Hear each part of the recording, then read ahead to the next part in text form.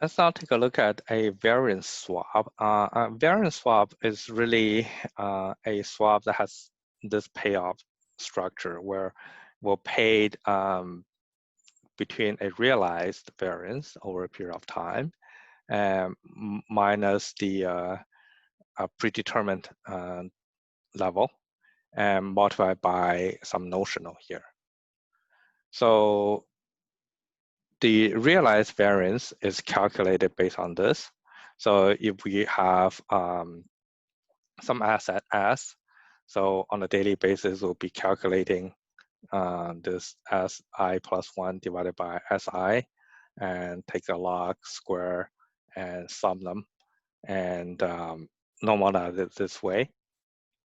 So that transform it into some sort of an annualized variance. So the value of the variance swap is essentially to price it is notional multiplied by an expected value of the realized variance minus the this strike, you can call that, or some predetermined level discounted. So this expectation is the risk neutral expectation of this realized variance. Okay.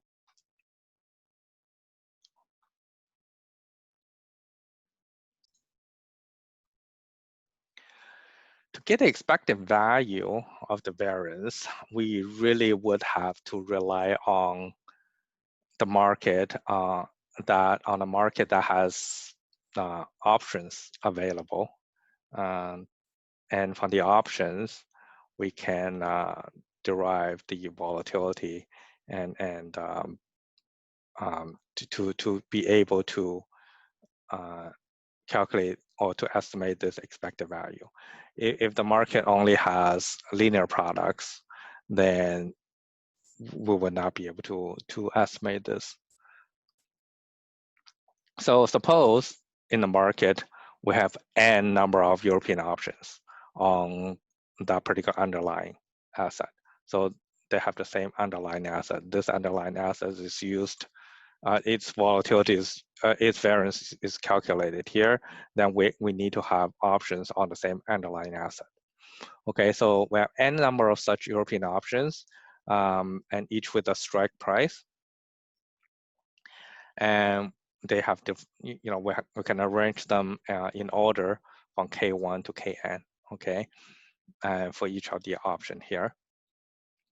And to do this, we explore the following relationship, okay? Now, where F naught is really the forward price of S, and S star is just basically any price that divide the range of possible prices into two pieces.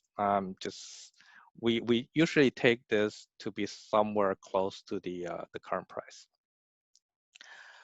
And CK is call, and PK is a put. Then there are the call and put prices on S, and they are functions of the strike price. Okay. Okay, so if we have this, basically, then we will say we're done, because we need to calculate this integral, which will be approximated by a whole bunch of sums. And same thing for this integral, we'll convert it to sums.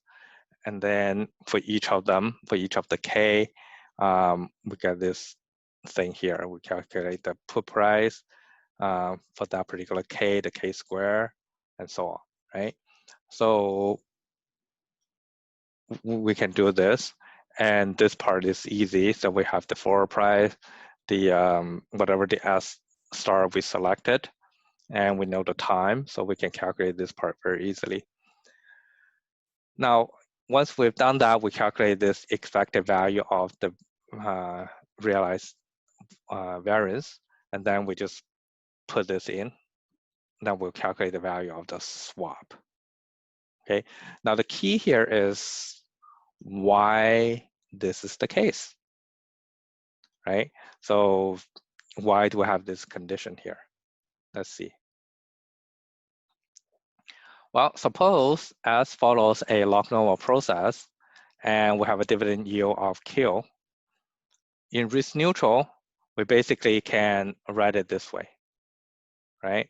And so we divide it through S. So we have a ds divided by S here.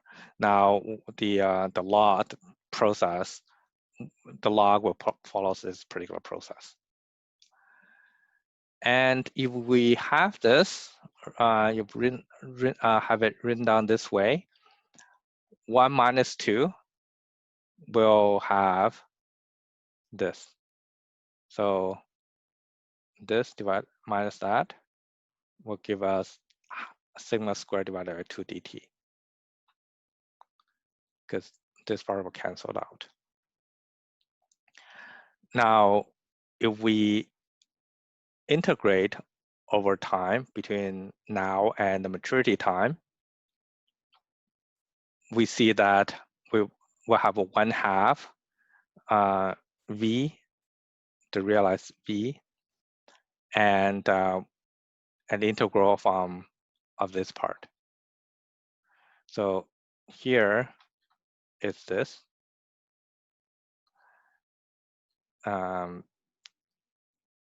This integral is the integral over here, right?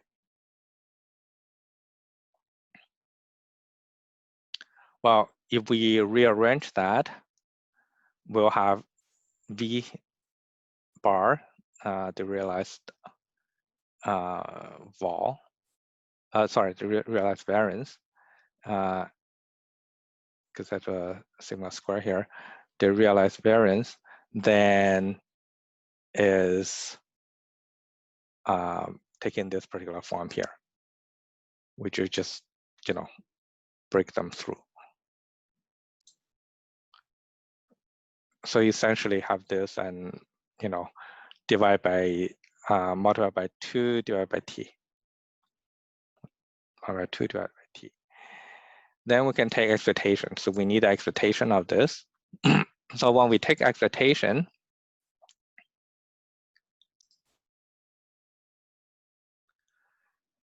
now we take expectation under risk neutral. We know this part, and this part is just a drift here, right?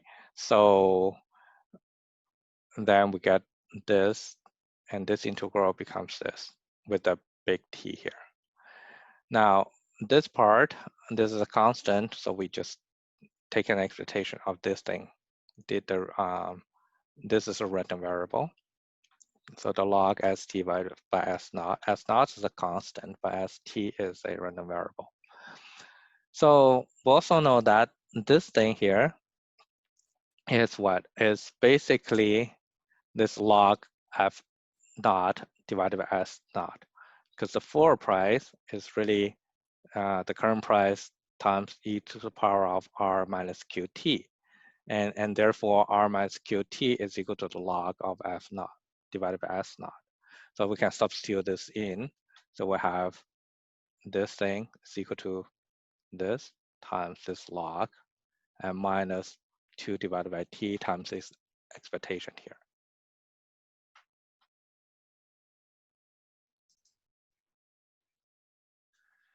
Now, suppose we select some number as star, okay?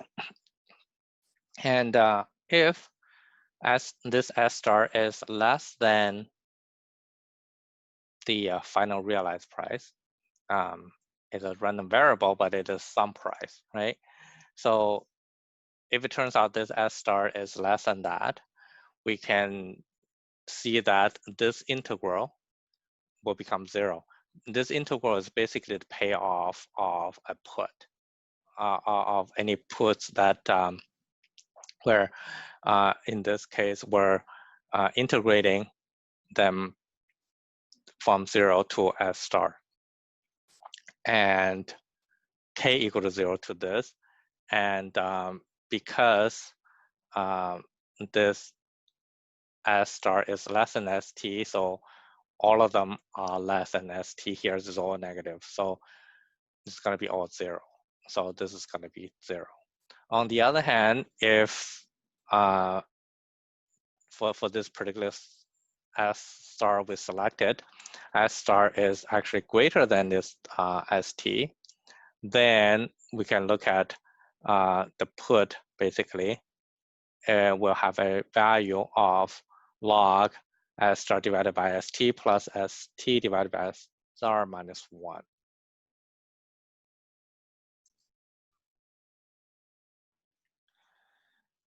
To see why this is the case, when S star is greater than ST, we have this. So we integrate.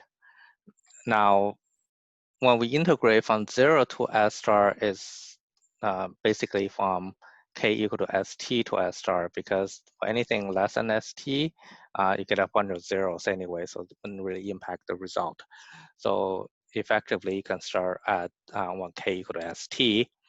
Then if you do this, you will always have the value being positive, so you can drop the max function and just use k minus ST here.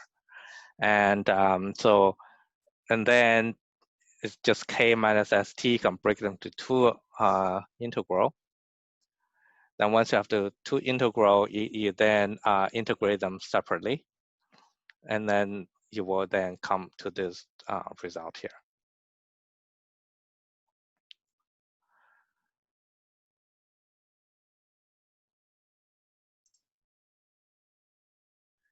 So now let's take a look at if we were to have a particular S star selected, what's going to happen to this thing here, which is like the average call value. So if S star is greater than ST, and when we integrate starting from S star, this with the max function here, we're just gonna give you 0. So this part is gonna, the whole integral is gonna be 0. Now, there's only when it's less than st, we will have we will need to have an expression. So when it's less than xt, S star is less than st, when we integrate, we will have instead log S star divided by st plus st divided by S star minus 1. So we can go through a very similar process like before, like this, to derive that condition there. Now, therefore, when for any S star we select, the we just have those two integrals will only have one side of them having expression, the other side will have 0. So the entire integral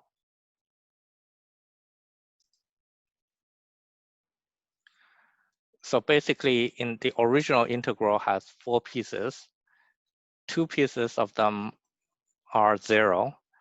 The other 2 pieces all have this expression here. So if we just put them together, you will see that you have an integral that from k equal to 0 to S star for this part, and which is the put part, and this will be this.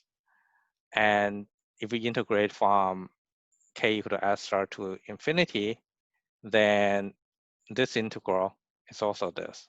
So when you put them together, essentially the entire sum is just gonna be this, right? Because on this range is equal to that, and this range is also equal to that. So on the entire range, is just be this thing here. Now,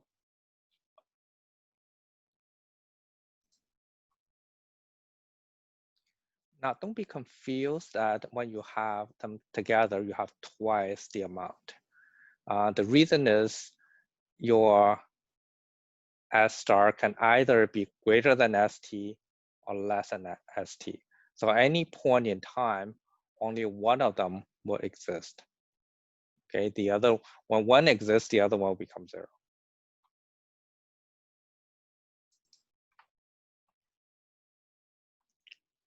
So why do we need to do this? Basically, we're interested in this particular thing here, log S star divided by ST. And so if we have this expression, we can rearrange to isolate this to the left. So log ST divided by S star will have this expression here. And then we can take expectation under risk neutral. So when we take expectation for those, so this ST becomes F naught. And the take into expectation under this integral, we will actually have expected value of this payoff here, which becomes the put value. Okay, the discounted put value. And then to do this, on this part, we'll have a discounted call value here, which is a function of K. Now, S naught and S star, they're all constants because S star is just some number we have selected. So when we do this, the expectation of this thing and would just be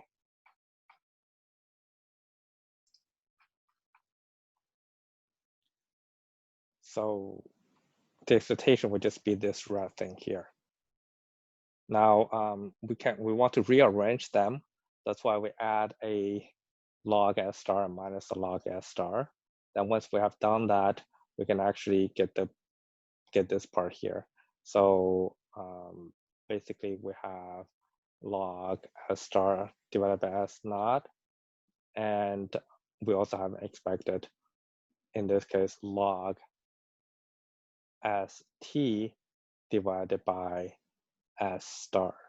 So we basically made a little bit of a switch by having this value of 0 here. So this is the condition we're gonna use. So we then substitute what this expectation is into this.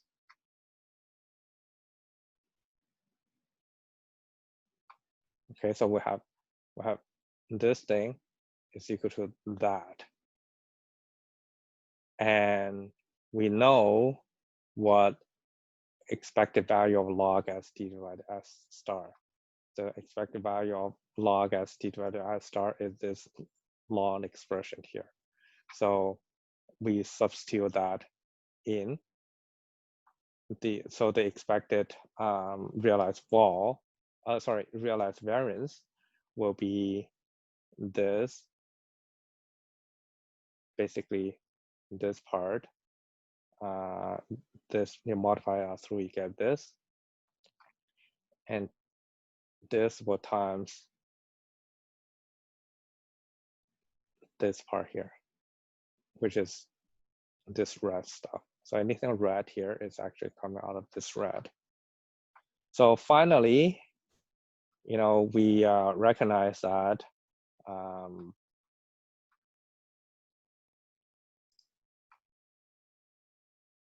so these two terms, basically this, is just this thing here.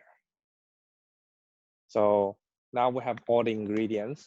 So we put everything together. Then we have this, 2 divided by T log F naught divided by S star, and minus this thing here, which is actually from here, and plus the remaining part here.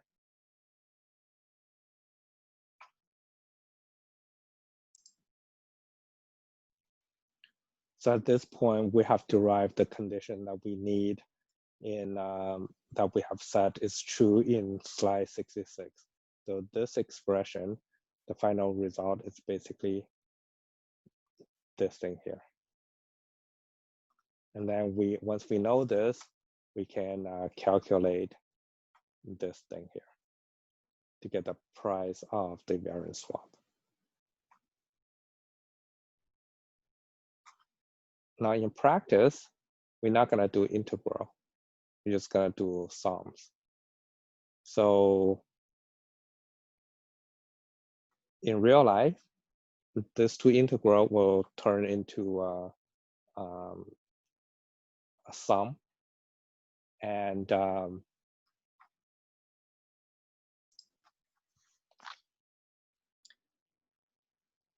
in this case, the delta k would just be this dk here, and divided by k squared.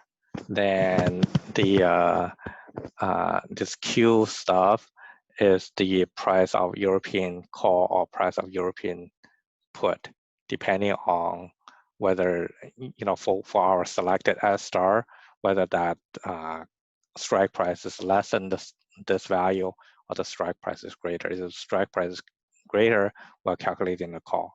If the strike price is less, we're calculating the put. So we get this summation which covers those two integrals.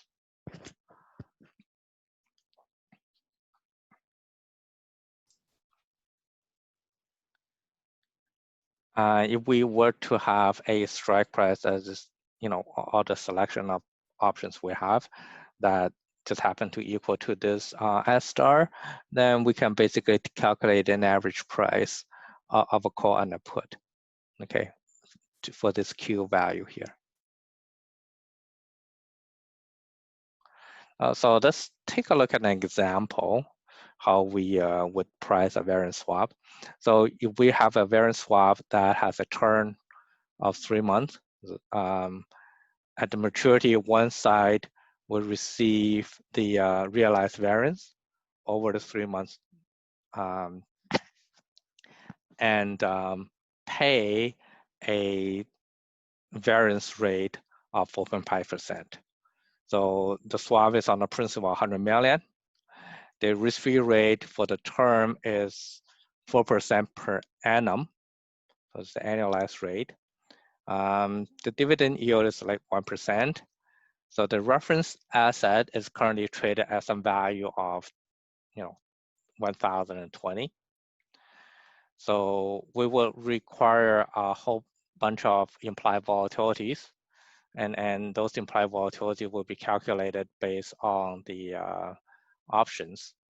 Then say we have 3 months implied volatilities of options on this particular asset that are those ones corresponding to strikes. So if the strike is 80, the implied was 29. If the strike is 850, the strike the implied vol is 28%, and so on. So then we have all the value we needed to calculate the value of the variance swap. So first of all, the F naught is calculated based on this. This is the current value, and this will give us the forward value. Okay, time is 3 months, which is 0.25. We pick any S start, and in this case, to make it better, we pick a numerically better. It wouldn't make any difference. You will have infinite number of options to work with, but we don't. So in this case, we just take S star to be somewhere close to the current value of S, just say just a little bit below the forward rate. The forward price F naught. We have n equal to 9, and we have a whole bunch of strike prices, right? Then with that, we can calculate a whole bunch of Qs. Some of them are puts, some of them are calls. And our delta K is always 50, because you see 800, 850, and so on and so forth. Then we can just plug in this thing here. that gives us 0.8139%. And then once we have that, we just plug in the other part. Okay, then you do this calculation, your expected value, expected realized variance is 6.21%. And so this one minus the set variance of 4.5%, then you will see that the value of the swap is 1.69 in favor of the side that is receiving the realized one and pay the fix. So on the other hand, the one that's receiving fixed and paid realized will have a value of minus 1.69.